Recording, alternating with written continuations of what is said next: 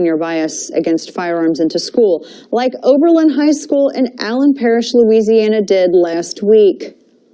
While taking a math test, one student noted that the square root symbol kind of looked like a gun.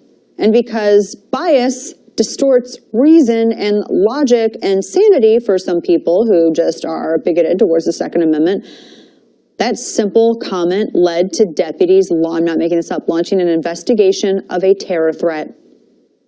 Terror threat. Because the kid said that a square root symbol looked like a gun. Investigators said that the student's comment could being the operative word here, sound like a threat when taken out of context. Anything could sound like a threat when taken out of context. Seriously, that's the litmus test. And detectives also searched the student's home. Nothing was found. No credible threat could be determined. And on its Facebook page, the sheriff's office released a statement that read, in part, quote, oh my gosh, the student used extremely poor judgment in making the comment, but in light of the actual circumstances, there was clearly no evidence to support criminal charges.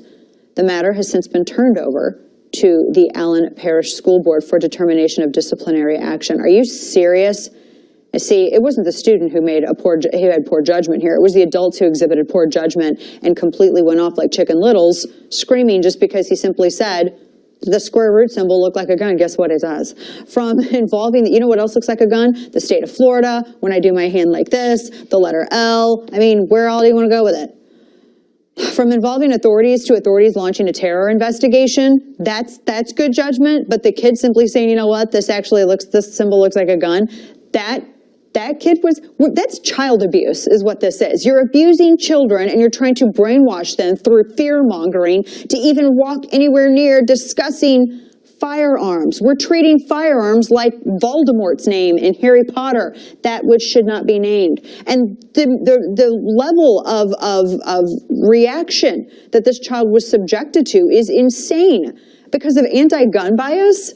Now, I know that people who make a living from me watching this right now, by the way, and if you are Media Matters watching this right now, please answer as to whether or not your founder is still encouraging staff to illegally carry firearms in and around D.C. as it was previously discovered by Daily Caller. But just know, this is child abuse. Doing this and fear-mongering and scaring students to this particular point simply because they make a remark. I mean, obviously, if we can't differentiate between threats and simple observations that have no basis in any sort of malice or any sort of threat, I question whether or not those individuals should be in charge of or around children at all whatsoever. Good heavens. Do you guys remember the incident a few years back? Do you guys remember Ahmed Mohammed? He was everybody called him the clock boy. And when he was 14, a teacher called authorities because he made a clock and he brought it to school, and then media got a hold of it and everything went crazy and all of this stuff. And he went to Google World's headquarters. And so where is that outcry for this student? I mean, why isn't the student who used his First Amendment right to make a completely innocuous comment about something the Second Amendment protects on every nightly news cycle, is he going to get invited to Google? Why haven't we heard the word square root student trending? Because there's an agenda. That's why. Because there is an agenda. There's an agenda here, and in every way it can be drummed into our kids' heads, it absolutely will be.